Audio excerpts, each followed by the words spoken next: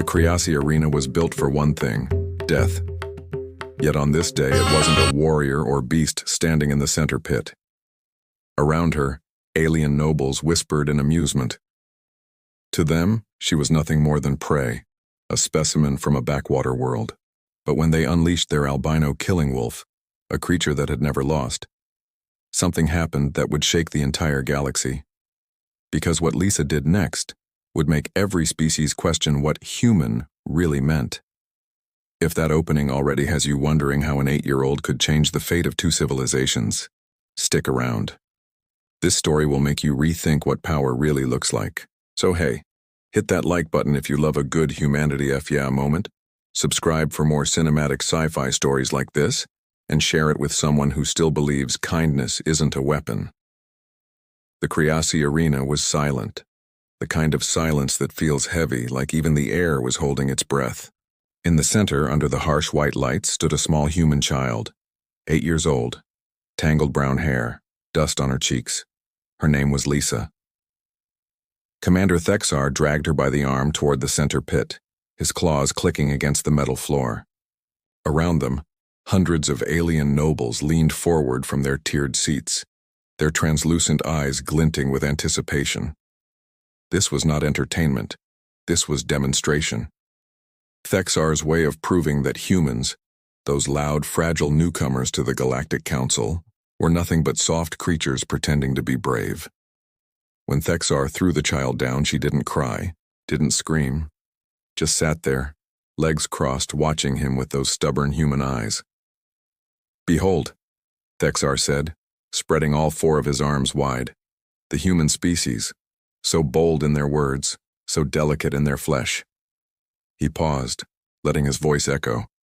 Let the galaxy see what becomes of them when faced with true strength. At the far end of the pit, a door unsealed with a hiss. From the shadows, something moved, white as frost, massive as a war vehicle.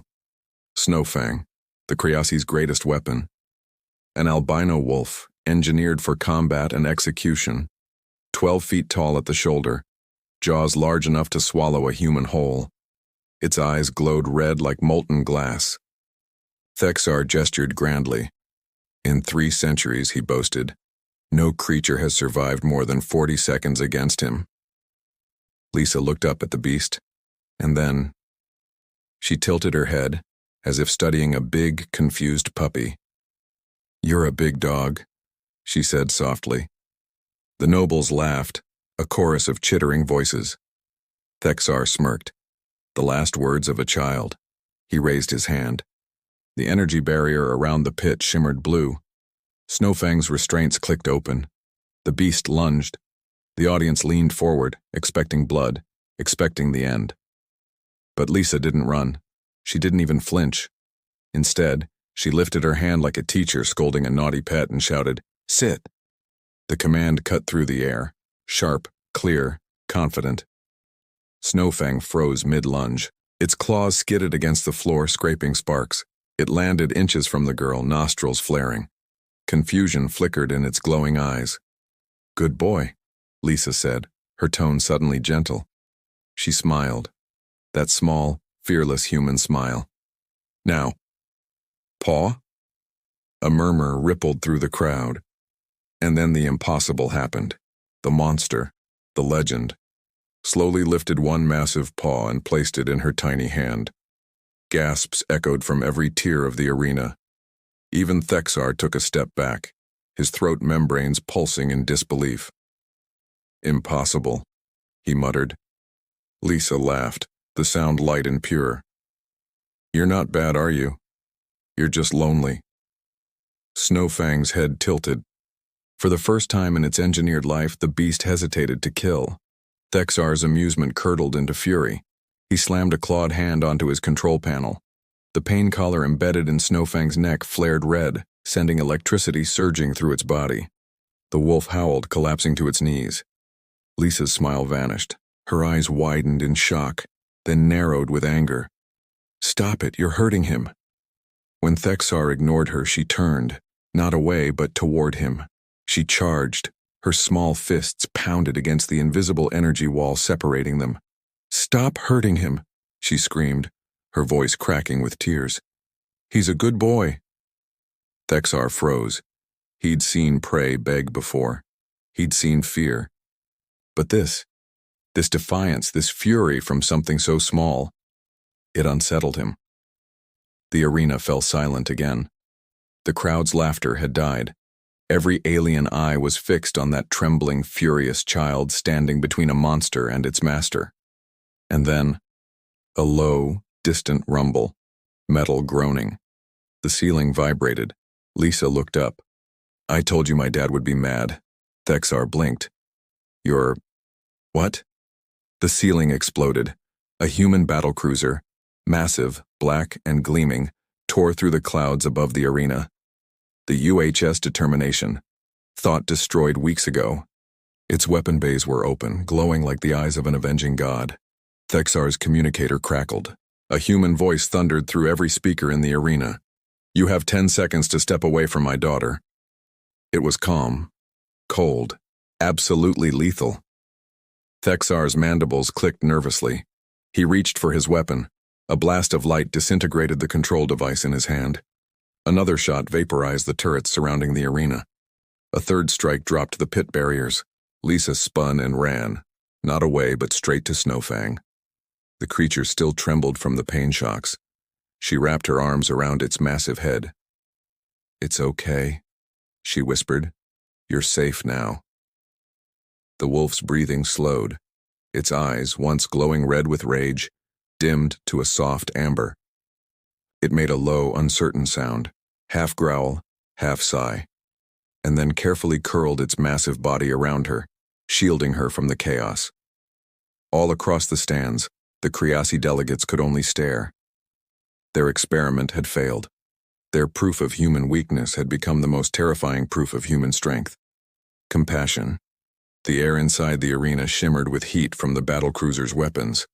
Dust and debris drifted down like falling snow. In the silence that followed the bombardment, the only sound was a child's soft voice whispering to a sleeping beast. Then, in a flash of blue light, Captain Nick appeared, his armor scorched from combat, eyes hard as iron.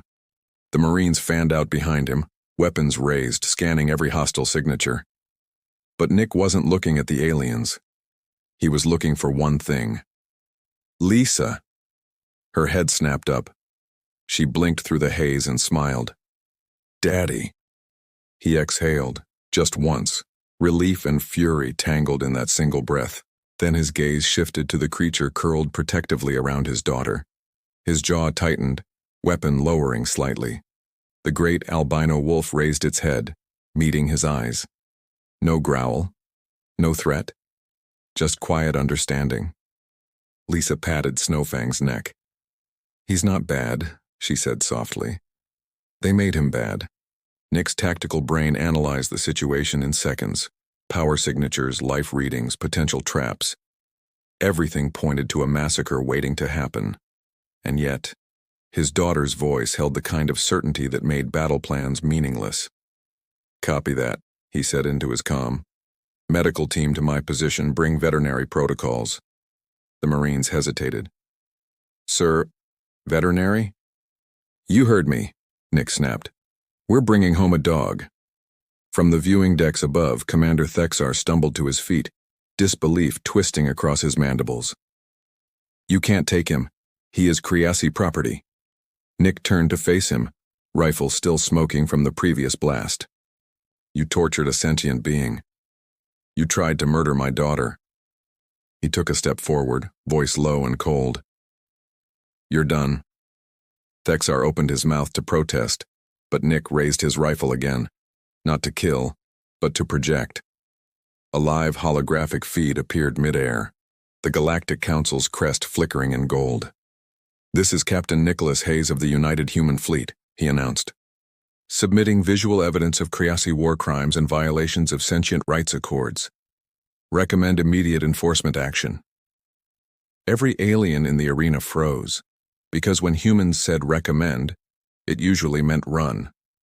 Thexar's eyes darted to the ceiling as the cruiser's engines roared overhead. Hundreds of human ships were descending from orbit, their hulls gleaming like storm clouds ready to burst. And yet, Lisa sat quietly in the center, still stroking Snowfang's fur. "See, Daddy?" she whispered. "He's just tired." Nick looked at her, at the small, mud-covered child who had somehow tamed the galaxy's fiercest predator with nothing but a word and a touch, and he smiled. Not the cold smile of a soldier, but the soft, aching kind only a father can have. "You did good, kiddo," he said quietly.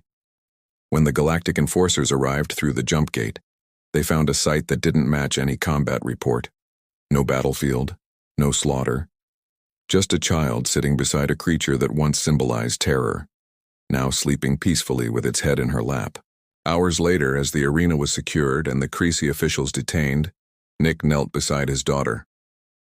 "You ready to go home?" She looked down at Snowfang. "Can he come too?" Nick hesitated for a heartbeat, then nodded. "He's family now." Snowfang was transported aboard the Determination, heavily sedated but alive. Weeks later, on a human agricultural colony far from the warfront, the great albino wolf woke up beneath a blue sky for the first time. Children laughed nearby, chasing each other through tall grass. Lisa was there too, holding a ball bigger than her head. "Fetch, Snowfang," she shouted, throwing it across the field. The beast ran, a blur of white and muscle, no longer a weapon, no longer a symbol of fear, just a guardian. And in the years that followed, every visitor to that colony would stop in disbelief at the sight. An 8-year-old human girl and a creature once bred for death playing together in sunlight.